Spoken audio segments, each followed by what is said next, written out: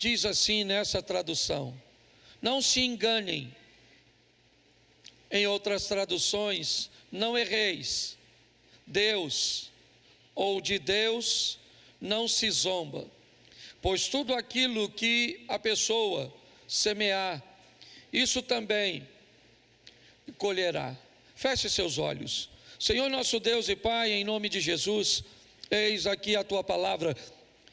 Continua falando conosco e usa-me como um canal de bênção nesta hora, para falar com o Teu povo, um povo que Te pertence. Ele não é meu, ele não é do projeto Recomeçar, ele é Teu, Senhor. Por isso fala conosco, pelo poder do nome de Jesus, para que possamos, durante essa passagem tão rápida por esta terra, possamos extrair da vida tudo de bom que ela tem para nós. Pelo poder do nome de Jesus, joga por terra toda a distração, em nome de Jesus, amém, glória a Deus, amém. Esse é um texto muito simples, mas ao mesmo tempo muito profundo, porque é Deus falando, né, para uma igreja, com a proposta de alertá-los sobre o resultado de suas escolhas, sobre ter o cuidado com os seus erros, para que nós tivéssemos o entendimento de que Deus criou um princípio, uma lei, que determina que nós teremos que nos encontrar com o resultado de nossas escolhas. Nós teremos que estar cara a cara com nossas decisões. Elas voltarão para nós, talvez não na mesma moeda, mas certamente voltarão. A Bíblia nos conta a história de um rapaz ganancioso, é verdade, que desejava ter o que era de seu irmão. Ele queria a primogenitura de seu irmão. Ele lutou com todas as suas forças para obter a primogenitura de seu irmão. Porém, como isso era impossível ser feito de uma forma legal, ele entrou na ilegalidade para roubar a primogenitura de seu irmão. Ele conseguiu, ele roubou a primogenitura de Esaú, ele enganou, ele ludibriou, ele mentiu, ele foi desonesto, mas ele foi embora. Seu irmão, mediante a isso, disse que iria matá-lo, e para não morrer, Jacó, então, foge. Os anos se passaram, seu irmão não mora perto da casa dele, ele mora basicamente em outro estado, está longe. Seu irmão não vai se deslocar para matá-lo, não tem ninguém para jogar essa traição no rosto dele, dizendo: você é um traidor, você é um enganador, você é um falso crente. Não, Jacó está vivendo sua vida, mas ele se apaixona por uma mulher, trabalha arduamente 7 anos para se casar com ela, nutrindo as expectativas de tê-la como esposa. O que ele não sabe é que essa história ainda não acabou. O que ele não sabe é que Deus é o mesmo, e apesar desse texto estar escrito no Novo Testamento, o Deus do Novo Testamento também é o Deus do Velho Testamento. No dia do casamento, o sogro engana, e ao invés de colocar Raquel como esposa, ele entrega a filha mais velha. Eu imagino o desapontamento de Jacó quando acordou pela manhã e viu que era Lia, não era Raquel. O sogro o enganou. O sogro é um sem vergonha, um sem caráter. É verdade. Mas a minha pergunta é: a quem Labão enganou? Labão enganou um enganador. Na verdade, o que a vida está dando para Jacó é o que ele dava para a vida. Quando a Bíblia nos impulsiona a não errar, é porque a vida vai estar rolando. Eu já vou te mostrar isso para todo mundo. Onde você estava 5 horas atrás, há 7 horas atrás, o que você estava fazendo? Provavelmente algo bem diferente de alguém que estava ou que está do seu lado, mas o tempo era o mesmo para todos nós. Enquanto as coisas estão acontecendo, nós estamos tomando decisões, e quem comete erros tem que encontrar com o resultado de seus erros. Por exemplo, hoje, suponhamos que você esteja casado, mas há 2 anos atrás você traiu a sua esposa. Eu não quero aqui, estabelecer o motivo, eu só quero, trazer a possibilidade de uma traição. Nos últimos 2 anos, seu relacionamento tem sido um inferno, envolto a acusações, a desconfianças, a dores, a mágoas, a ressentimento. Porém, sentado do teu lado, também tem alguém que está casado há bastante tempo, talvez igual a você. E nos últimos 2 anos, essa pessoa tem vivido a glória no seu casamento. Um casamento de parceria, de comunhão, de crescimento, de expansão. Enquanto essa pessoa está vivendo tudo isso, no mesmo tempo que ela vive tudo isso de bom, você vive tudo isso de ruim. E aí eu pergunto a você, nós vamos culpar quem? Pare e pense. Nós precisamos olhar para isso, porque não se engane ou não erre, porque de Deus não se zomba. Ele não se deixa escarnecer. O que você plantar, você vai ter que colher. Ah, pastor, é sempre assim? Não. Existem exceções. Existem coisas na vida que são inexplicáveis, e quando elas vêm ao seu encontro, seja valente o suficiente para entender que Deus está no controle de todas as coisas e viva com dignidade, certo? Aquilo que você não fez para merecer, mas a vida te proporcionou, e você sabe muito bem que tem coisas que funcionam assim, mas elas são exceções e não regras. Exceções. Porque nós não temos. Eu poderia citar uma série de exemplos aqui, mas não vou citar, para não gerar constrangimento. Mas eu conheço muitas pessoas aqui que sofrem coisas terríveis, que vivem vidas dificílimas e não fizeram nada. Carregaram consigo um DNA que não é legal. Vive umas coisas que você olha e diz, por quê? Não tem porquê. Mas essa não é a regra da vida. A regra da vida é: você colhe aquilo que você planta. Então preste atenção no texto que eu vou compartilhar com vocês. Esse primeiro culto ele é mais apertadinho, mas coloca para mim, por favor, João capítulo 8. Vamos dar uma olhada aqui em 2 histórias paralelamente acontecendo, para você dar uma olhada nisso. Jesus, entretanto, foi para o Monte das Oliveiras. De madrugada, voltou novamente para o templo, e todo o povo ia ter com ele, e ele, assentando-se, ou assentado, os ensinava.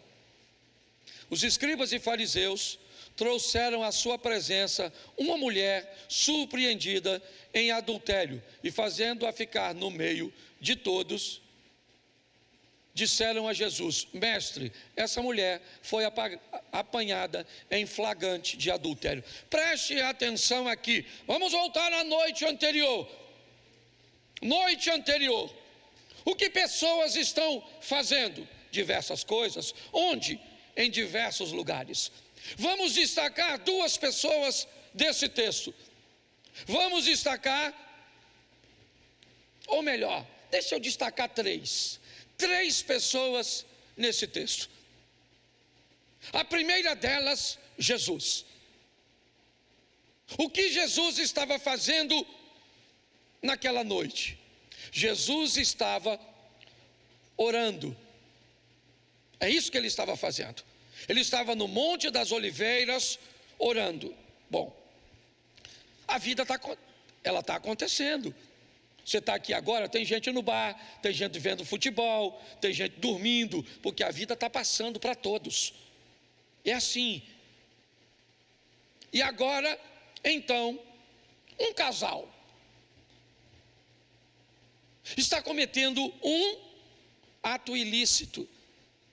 Isso, um relacionamento de adultério. A mesma noite que Jesus está orando, a mesma noite que pessoas estão trabalhando, a mesma noite que pessoas estão estudando, a mesma noite que pessoas estão fazendo as suas atividades, outros estão tomando outras decisões. E agora, perto do amanhecer, eu não sei se o marido da mulher, se a mulher do cara, se um vizinho, eu não sei, alguém pega o casal em flagrante. Pegou o casal em flagrante, é adultério. Amanheceu, um dos dois conseguiu fugir, foi liberado, escapou. Não sei, eu não tenho todas as informações. Eu sei que às vezes, mesmo que você esteja fazendo algo de errado, você pode ter sucesso durante um período. Pode. Você pode não ser pego. Você pode.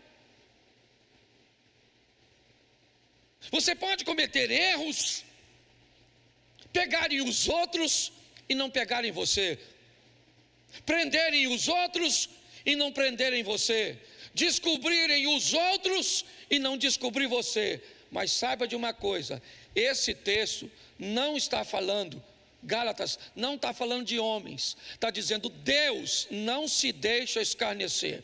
Aquilo que você plantar, você vai ter que colher. As pessoas podem não descobrir o que fazemos de errado, mas nada passa encoberto aos olhos do nosso Deus. Então não cometa erros, porque ele pode não voltar na mesma moeda, mas que vai voltar, vai, porque Deus não é homem para que minta, nem filho do homem para que se arrependa. Eu sei que o cara aqui vazou. Quem é? Não sei. Sumiu. Quem ficou? Ficou a mulher, sim ou não? Sim, sim. A dona ficou lá. Pegaram a dona. Será que foi a primeira vez? Vamos se meter na fofoca aqui. O que você acha? Será que foi a primeira vez que essa dona foi para a parada? Todas as vezes que nós escapamos, dá uma sensação de quem nunca vai nos pegar, não dá? Não precisa falar não, deixa que eu falo. Pensa, pegaram ela. Ela estava adulterando, sim ou não? Jesus estava fazendo o que quando ela estava adulterando? O que ele estava fazendo? Então preste atenção, o tempo é o mesmo para os dois. Um decidiu fazer uma coisa, outro decidiu fazer outra. Amanheceu para Jesus, sim ou não? Amanheceu para a mulher também, sim ou não? Porém, Jesus vai para o monte, volta para o templo e toda a multidão vem bater um papo com ele. Note que há duas multidões nessa história. Uma envolve a Cristo, outra envolve a mulher. Uma quer receber de Cristo palavra de vida, e outras querem matar a mulher. Por que pessoas querem matar pecadores? Porque quando você mata um pecador, você manda uma mensagem, até mesmo para você, que você é melhor que ela. Chamar atenção e potencializar o defeito dos outros é algo magnífico para tentar aliviar o nosso. Dá uma sensação que nós somos justos quando nós queremos botar alguém numa situação difícil, sim ou não? Dá. O que eles estão fazendo? Tornando público, explanando, contando para todo mundo, saindo nas ruas, com o movimento, com o barulho, ponhando pedras. Porque quanto mais chamarmos atenção para o pecado dos outros, menos o nosso irá aparecer. Tá bom. Mas aí eu te pergunto,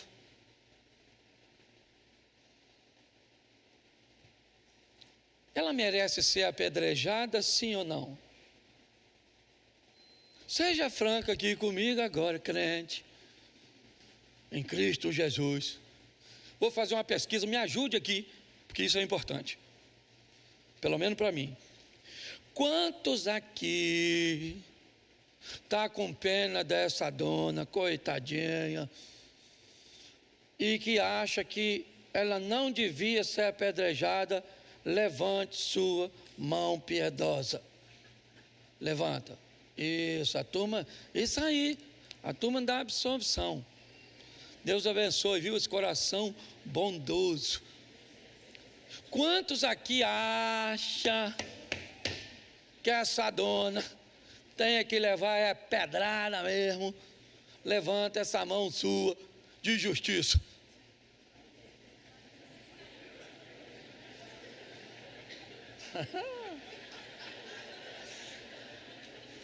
Eu criei a cilada e vocês caíram. Bom, eu já fiz 2 perguntas. A primeira era para não tacar pedra. Um grupo que não deu 10% mostrou a mão da piedade. Aí eu fui procurar a mão da justiça. Um irmãozinho ali só. Cadê quem levantou a mão? Não, agora apareceu. Mais uns aqui, mas beleza. Aí pergunto eu, se você não levantou a mão para perdoar a dona e não levantou sua mão para tacar pedra na mão, que tipo de mão é a sua? É fácil de saber. É por isso que o Brasil está desse jeito. É a mão do que eu não tenho nada com isso. Ah, pastor, não vim na igreja para fofoca, para falar mal dos outros, nem sei quem é essa dona, nunca fui no Monte dos Oliveiras. Ó, se tem um troço que eu não gosto, é de confusão. Se continuar metendo meu nome nisso, eu vou embora do culto. Ah, não mudou, continua do mesmo jeito. Olha só, há um grupo de pessoas que não querem o confronto, não querem se posicionar, não querem. Elas não estão preparadas para isso. Olhe bem, eu digo para você sem sombra de dúvidas, essa mulher sabia que adultério era punido com morte, com apedrejamento, sim ou não? Então por que é que ela deitou com esse maluco, que nem macho é para ficar junto dela, e falar, nós vamos morrer junto, eu e tu, querido. Ó o malandro, pulou a janela e rapou fora. Pare e pense. Ela merece morrer agora. Agora eu faço questão de enfiar você no rolo. Ela merece morrer sim. Que essa dona, que sabia que não devia ter feito, mas fez. Porque ela está debaixo de uma lei que ela conhece. Tudo aquilo que você semear, você vai ter que colher. Ela não é nenhuma inocente não, ela é culpada. Não estou pedindo para você se meter não, porque eu entendo isso. Eu criei um ambiente para isso mesmo. Então pegaram ela e falaram, nós vamos matar essa. Quem é? Adúltera. Adúltera. Cala essa boca, que você sabe. O cara, dane-se. O cara. Pegaram a dona. Vão matar ela, sim ou não? Ela merece morrer, sim ou não? Sim, gente. Eu quero acabar com essa dor sua. É porque tem gente que fica chateado. Ô pastor, gente, deixa eu falar uma coisa para você. Pare de ter pena de gente ruim que não quer andar no caminho. Pare, é por isso que nós estamos desse jeito. Pare de ter pena de um menino seu que não quer obedecer. Seu filho tem que saber que todas as vezes que você fala não é para protegê-lo, todas as vezes que você fala sim é para promovê-lo. E se ele não sabe entender o seu não e o sim, você desce o cacete nele e pronto. Ô pastor, vai preso. Então leva, para você ver se não vem devolver. Conselho tutelar lá, você bateu, bati. Você sabe que não pode? Sei. Vai bater mais? Só se não tiver aqui, eu estiver aqui me obedecendo. Se não, olha aí, foi eu que fiz, mas ó, como é que é bonito. Leva. Ô querido, me perdoa, não estou falando de violência doméstica não. Quem aqui apanhou, levanta a mão. Aí, levanta a mão de novo, levanta a mão, toda a turma da... Batia ou não batia? E se o conselheiro tutelar aparecesse na sua casa para discutir com a sua mãe, entrava no cacete o conselheiro. Eu não estou falando de violência, eu estou falando de disciplina. Entendeu? Estou falando de violência não. Pastor, você está promovendo violência doméstica. Ninguém, eu fui criado por minha tia. Me batia 2, 3 vezes por semana. Minha tia. Ninguém se metia. Tinha conselho tutelar, não tinha delegado, não tinha ninguém para me proteger. Agora, na hora de eu bater, cria lei. Você está rindo, mas é sério. Você sabia que tem uma pesquisa demonstrando que ninguém quer dar emprego à geração Z? Ninguém. O cara tem 22 anos, vai para uma entrevista de emprego, leva a mãe. E a mamadeira na sacola da mãe. Deve ser. Você está rindo, mas o assunto é sério, gente. Nós não podemos errar ao treinar a próxima geração. Não pode. A mulher sabia, então ela tinha que morrer. Tinha ou não tinha? Tinha, sim. Porque você tinha que ir para o inferno. E eu também. Deixa eu botar eu primeiro, depois vai você. Pelo menos eu puxo a fila. Tinha. Aí quem é que entra nessa história agora? O chefe dos crentes. Os caras que estão levando a mulher para morrer. Olha que coisa interessante. Os caras estão levando a mulher para a morte.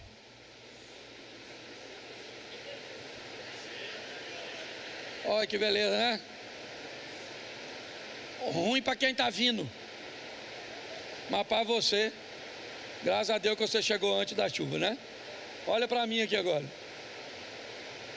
Então preste atenção nessa situação. Os caras que estão levando a mulher para a morte são aqueles que vão apresentar a Cristo para ela. Eles querem condenar a mulher, sim ou não? Sim ou não? Mas querem comprometer também o Salvador do mundo e não dela, simplesmente. Eles vão agora até onde Jesus está ensinando e vão apresentar para eles, ou para ele, o caso dela. Que caso é esse? Esta mulher, ó Jesus, pegamos em flagrante. Temos aqui testemunhas de que ela estava adulterando. E por isso vamos cumprir a lei. Vamos matá-la. Podemos ou não fazê-lo? Eles não precisam da opinião de Jesus. Eles já têm a lei de Moisés. A lei de Moisés foi suficiente até aqueles dias para se apedrejar um adúltero, para se matar um adúltero. Então, a palavra de Jesus não teria nenhuma necessidade de ser colocada ali. Mas quando Jesus é questionado ele está sendo chamado para entrar na história de alguém. Já que ele foi chamado para entrar na história de alguém, não interessa o que esse alguém fez, deram a ele o poder para ele entrar. Deixa eu falar uma coisa para você: não interessa o que você fez no seu casamento, não interessa o que você fez nas suas finanças, não interessa o que você fez na sua saúde. Talvez hoje você esteja com um câncer de pulmão e o problema não é genético, é cigarro e cachaça. Talvez seu câncer de estomacal não é genético, é gordura, açúcar. Talvez o que é um sistema nervoso descompensado. Ambientes cujo qual nós nos enfiamos. Por que hoje você anda sozinho?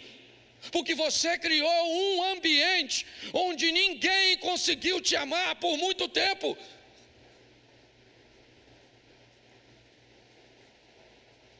Pare e pense. Essa é a situação. Mas quando Jesus é convidado para entrar, aí eu preciso também te dizer uma coisa que é Bíblia. Não interessa de onde você veio, Ele pode mudar o seu destino. Não interessa se você fez para merecer um câncer, Ele pode curar seu câncer.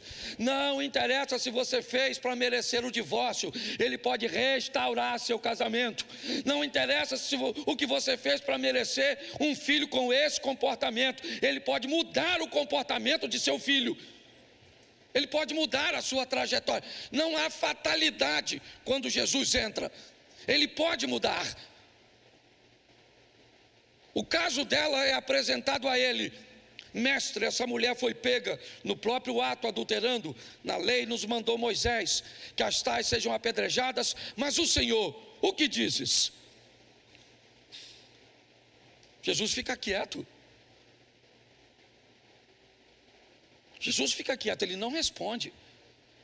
Eu acho que na cabeça dele, ele deve estar pensando assim: será que você não deveriam olhar um pouco mais para vocês mesmos e parar de ficar prestando atenção na vida dos outros? Troca de lugar com a mulher, troca, e pensa, se fosse vocês que tivessem cometido um erro, se vocês gostariam de ser apedrejados. É isso que ele vai fazer. Atire a primeira pedra quem não tem pecado. Então tá bom, ela cometeu o pecado? Cometeu, tá certo. Vocês querem matar a ela? Tudo bem, o Moisés orientou, tá certo. Mas vamos lá, atire a pedra quem não tem pecado. Então o pecado está aqui, tá certo? Aqui está a pecadora, aqui está quem está querendo apedrejar. Então vamos esquecer dela. Está vendo essa pedra que está na sua mão? Taca a pedra na pecadora, se você não for pecador. Aí ele cria um problema. Aí ele emparelhou todo mundo. Aí ele botou todo mundo. Porque aqui nesse ambiente, todo mundo é pecador. A gente só comete pecados diferentes um do outro. Talvez um pode ser considerado mais grave do que o outro, mais danoso do que o outro. Mas como o pecado não tem tamanho, tá certo? Todos perdem o direito de acusar um pecador. Nesse ambiente onde o ato está acontecendo, só tem uma pessoa ali com autoridade para atacar a pedra. Quem é? Jesus. Atire a primeira pedra quem não tem pecado. Um silêncio tomou conta. Começa a sair todo mundo, religiosos, não religiosos. Os velhos saem primeiro, os anciãos, porque era deles a obrigação de argumentar contra Jesus. Cabia a eles defender a lei de Moisés, mas eu acho que eles não sabiam ainda que quem estava diante deles era maior do que Moisés. Então eles vão embora. Quando os jovens olham para os velhos indo embora, eles dizem: bom, se a turma que era para ter base para acusá-la está indo embora, vamos embora também. O texto diz que só ficou Jesus e a mulher. Até Pedro, João, ficou só Jesus e a dona. E aí ele se levanta, olha para todo mundo. Você quer perder peso? O maior peso que você precisa perder não é o que está no seu corpo, é o peso da satisfação que você tem que dar para os outros, é o peso da acusação que os outros têm colocado sobre você. Se você perder esse peso, você vai ficar mais leve. Jesus olhou, e o que ele removeu dela? O peso. Ela olha em volta e não tem mais ninguém, mas estava cheio de gente. Ninguém. Ela olhou, e aí Jesus se levanta e diz para ela: onde estão os teus acusadores? Cadê? Ninguém te condenou? Ela disse: ninguém, Senhor, ninguém me condenou. Ela poderia pensar assim: aí Jesus, todo mundo tem, cara, todo mundo tem, ninguém tem autoridade para me apedrejar. E Jesus podia: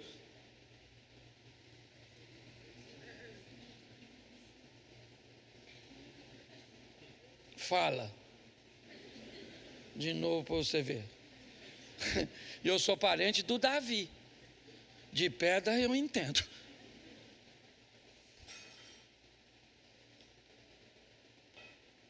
Mas nós não vamos poder ficar nessa conversinha. Esse encontro vai ter que acabar, mulher, porque eu tenho que continuar a minha vida e você tem que continuar a tua. Mas eu vou te dar uma instrução, mulher: vá, porém não peques mais. Vá.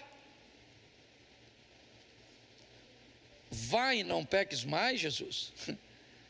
Como isso? Isso é uma linguagem figurada? Como é que eu não vou pecar mais se eu sou pecador? Preste atenção, porque é isso que o pastor Subirá, eu vou deixar para ele falar.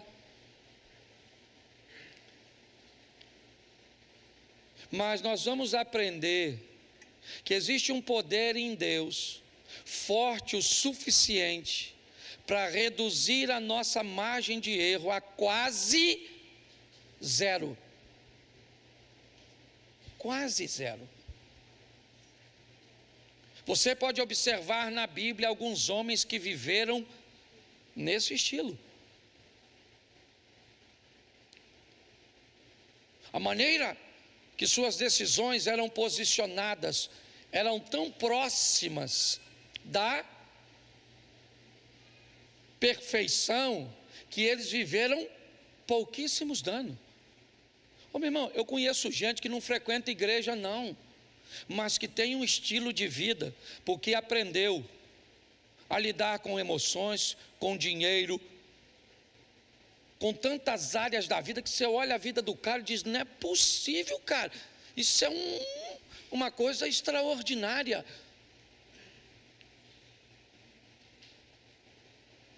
Pessoas que foram preparadas para ganhar o mundo, podem até perder a alma, mas vão ganhar o mundo. São bem casados, vivem uma vida legal, criaram filhos decentes, moram numa casinha legal, não passa necessidades financeiras. Estou falando que tem riqueza, não. Tem um convívio familiar legal, joga um futebol, gosta de uma pescaria, ela tem suas amigas, seus filhos têm amigos, eles têm um grupo que sai juntos, certo? Você olha a vida da pessoa, ela é impecável.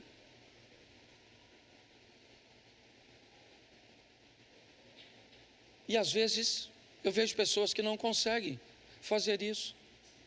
Quando Jesus disse para ela, vá, o culto vai acabar, e eu vou acabar ele desse jeito, vá e não peques mais. Ué, pastor, o senhor é louco? Como é que eu vou e não vou pecar? Lógico que eu vou pecar. Então não reclama do que você está vivendo. Nós vamos descobrir que graça não é só para salvar pecador. Nós vamos descobrir que graça é para dar poder a pecador para se livrar do pecado. Uma força oriunda de Deus que entra em mim e em você e que me fortalece para diminuir a margem do meu pecado a tal ponto que eu sofra danos mínimos pelo efeito do pecado. Preste atenção. Eu posso ser perseguido, mas não é por causa do meu pecado, é por causa do meu amor pelo seu nome.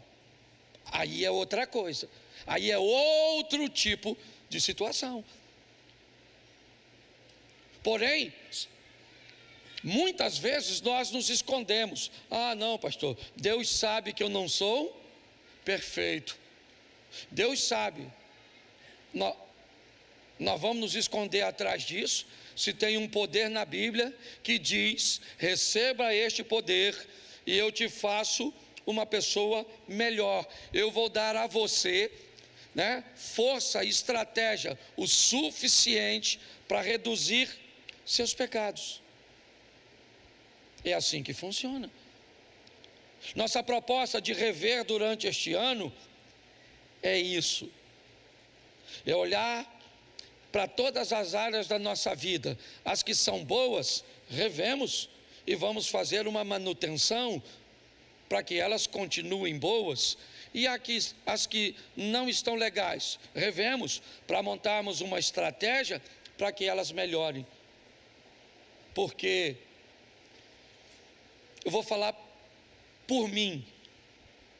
Se eu frequento uma igreja por muito tempo, se eu frequento um ambiente religioso por muito tempo, que do ambiente como esse, como o altar, você só ouve falar que você vai melhorar a sua vida financeira, que você vai melhorar sua vida familiar, que você vai melhorar seu relacionamento consigo mesmo, que você pode melhorar, certo? Seu relacionamento com Deus. O tempo passa e minha vida financeira fica pior. Meu casamento não muda. Minha família não tem nenhum tipo de melhora. Eu vou ser franco para você. Eu, no mínimo, me questionaria se eu estou frequentando o lugar certo. Ou então eu defino na minha vida: pastor, eu não estou aqui para viver bem na terra. Meu interesse é só em morar no céu. Eu vim para essa igreja, vou ficar endividado mesmo, vou ficar devendo os outros mesmo, minha vida familiar vai estar toda bagunçada, vai estar tudo. Eu só segurei em Jesus e digo: Jesus, não me deixe para o inferno, eu me lasco aqui, mas quero entrar lá. Mas por favor, se for isso, pelo menos me avisa, que aí eu marco você. Esse é o membro lascado. E vamos embora. Quando alguém falar para mim: Cláudio, aquilo é membro da sua igreja, eu falei: mas já me avisou que só quer ir para o céu, mas vai se ferrar aqui.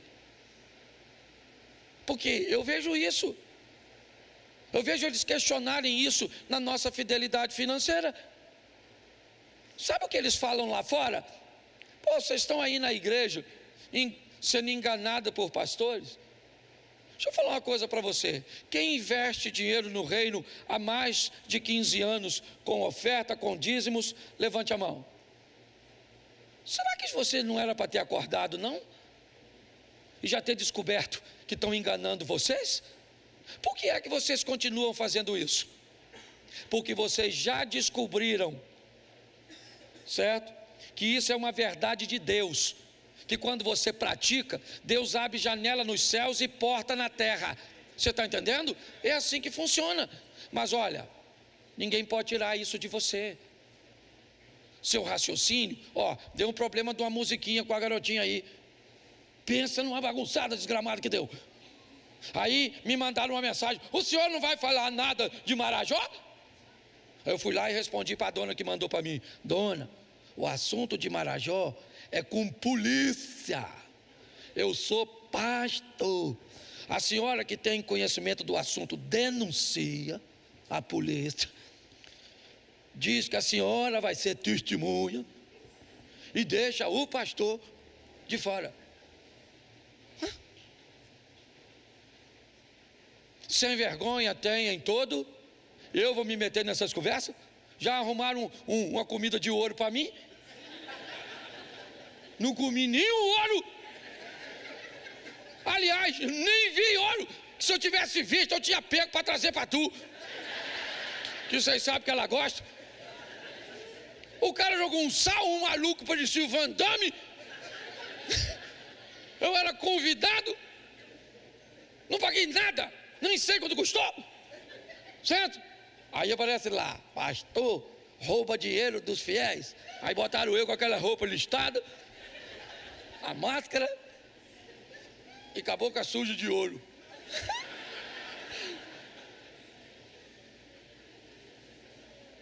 Agora, por quê? Vocês acham que ele estava falando de mim? Claro que não, estava falando desses pastor picareta. Pode gravar aí, irmão. Safado. Indo para a internet para pedir, para dar celular, me dá um celular. Como é que é o iPhone 15, que eu vou subir no monte. Vai trabalhar, ao invés de subir no monte, e compra o seu telefone. Aí porque estão no mesmo segmento que eu. Agora acabou o culto, viu? Desabafo. Só pode ser, né? Deve ser. Por quê? Porque a gente não está dando nem para se defender. Você vê na internet. Ô, gente, tem umas igrejas que os caras fazem uns troços tão absurdos que eu tenho certeza que o diabo não iria botar seu nome lá. Não vai. Você consegue entender? Então é desafiador. Reveja se você está no lugar certo. Reveja se é esse tipo de mensagens, de igrejas, de pessoas que você quer. Não caminhe conosco. Nós não queremos isso. Nós queremos gente que pensa. E eu revi meu valor. Se eu pegar alguém falando mal a meu respeito, caminhando no meu ministério, eu vou com toda educação pedir: filho, pelo amor de Deus, vai embora. Eu falei com Deus isso. Falei: Senhor, um membro da igreja que eu pastoreio pode pedir para ir embora? Pode ou não pode? Então por que eu não posso pedir uns para ir? Ué? Você consegue entender isso? Não dá mais para ser fake news. Não dá mais. Não tem mais cabimento. Não tem mais cabimento. O que estão fazendo com a mente dos crentes é uma loucura. É ou não é? E ninguém quer mais comunhão com Deus, ninguém mais santidade, todo mundo se esconde atrás de uma impotência, numa mudança. Não é assim que funciona. Tem um poder na palavra de Deus, tem um poder no Espírito Santo, tem um poder na oração que pode mudar a nossa vida e fazer com que o nome do Senhor seja glorificado através de nós. Você pode ficar de pé? Desculpa, viu? Eu estava brincando. Está desabafando não, tá bom?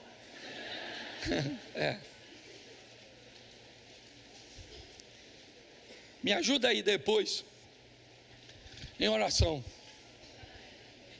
Essa vai ser uma semana desafiadora. Não precisa saber por que não, é só falar: Senhor, abençoa as decisões do pastor. Feche seus olhos.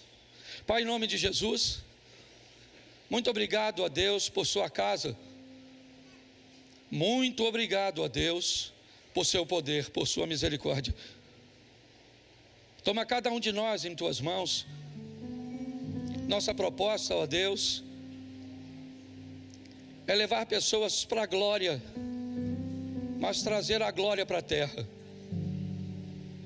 É um ano de revisão, Senhor, e pessoas irão rever e descobrirão que são posicionadas em lugares errados, e talvez nós também conseguiremos enxergar essas coisas. Continua conosco, Senhor, pois precisamos ajudar pessoas a mudar sua caminhada sem perder a nossa. Nos ajuda mesmo com amor, com carinho e com respeito. posicionarmos, ó Deus, a tua palavra, o teu mover, em nome de Jesus. Em nome de Jesus, Senhor. Toma nossa casa, toma nossa família, que a graça da salvação recaia sobre nós, mas que a consciência de que há um poder que nos ajuda a vivermos de uma forma diferenciada também nos acompanhe. Que tenhamos uma semana de vitória. Toma as nossas decisões desta semana, em nome de Jesus. É o que eu te peço, Pai. Amém. Glória a Deus. Amém. Se despeça pelo menos de 3 pessoas. Vá em paz.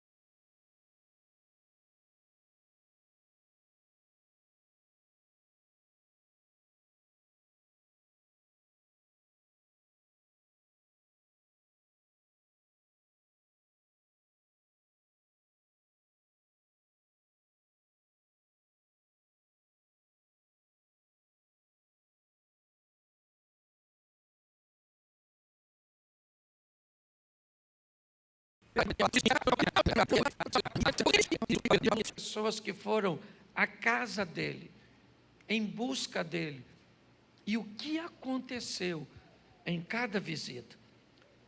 Vou ter que ser rapidinho aqui, mas eu preciso te mostrar, porque em cada visita, em cada procura que Davi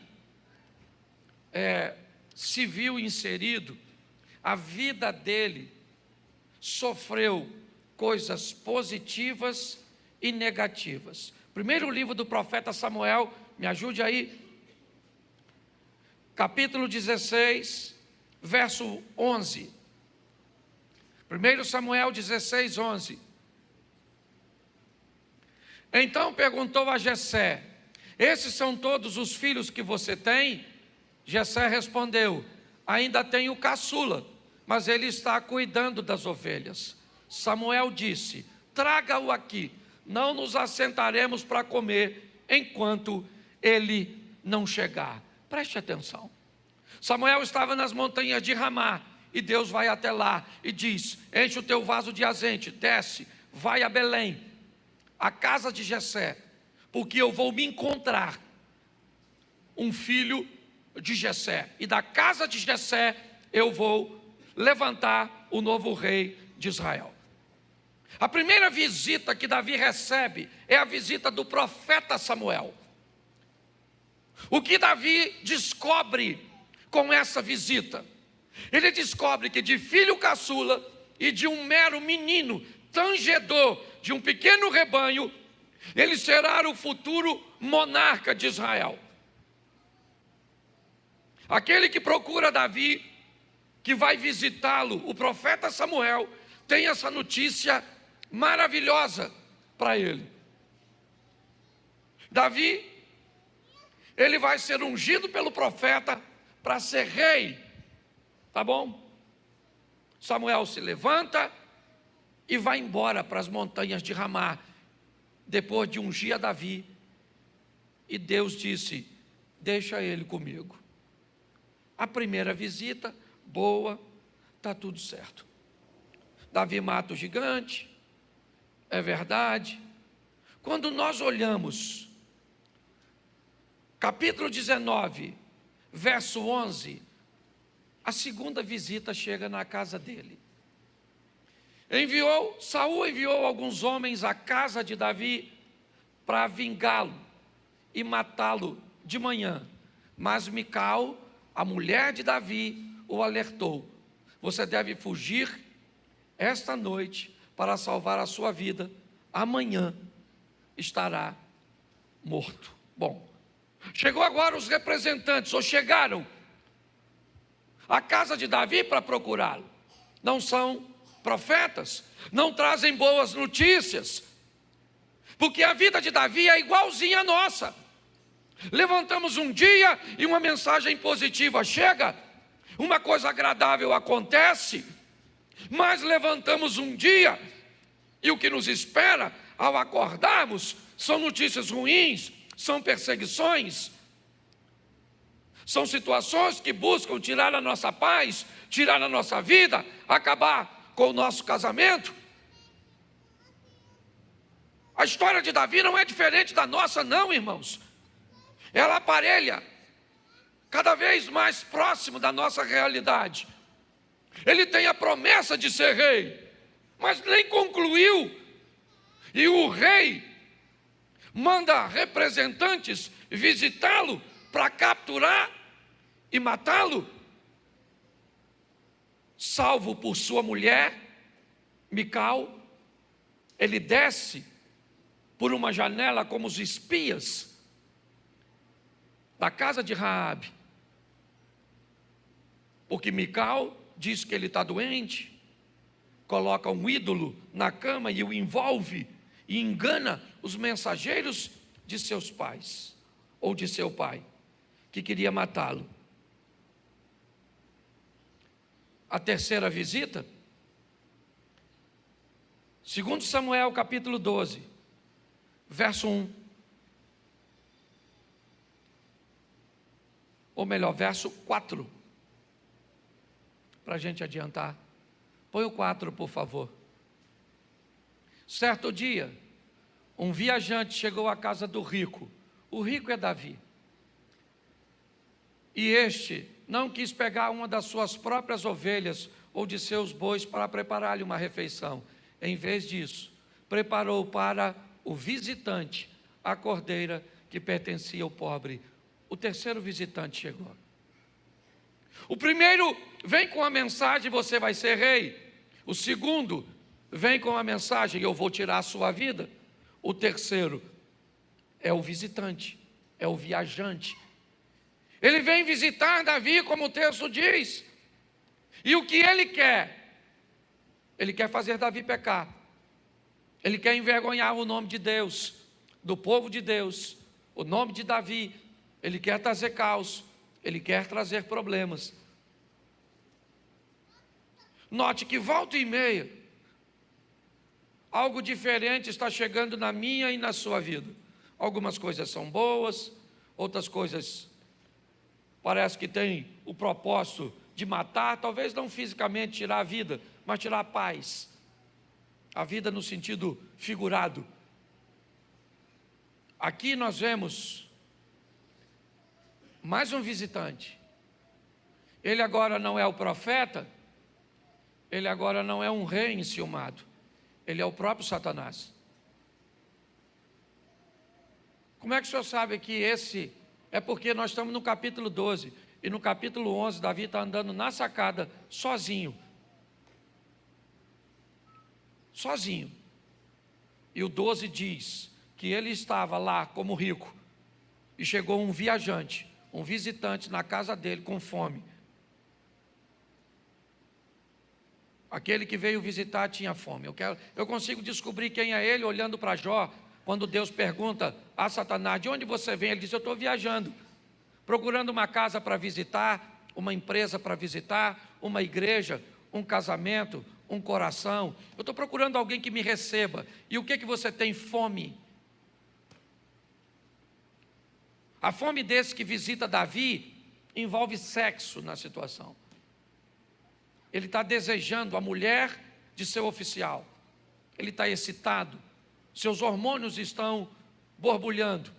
Mas eu queria lembrar você que ele tem muitas mulheres no seu harém. E basta ele matar esse desejo com uma de suas esposas que está resolvido. Mas o texto diz que quem está com fome não é Davi, é o visitante. E esse visitante, ele não pode se alimentar de Davi se servindo de suas esposas, porque senão não é pecado. Então ele tem que infringir. Tudo bem?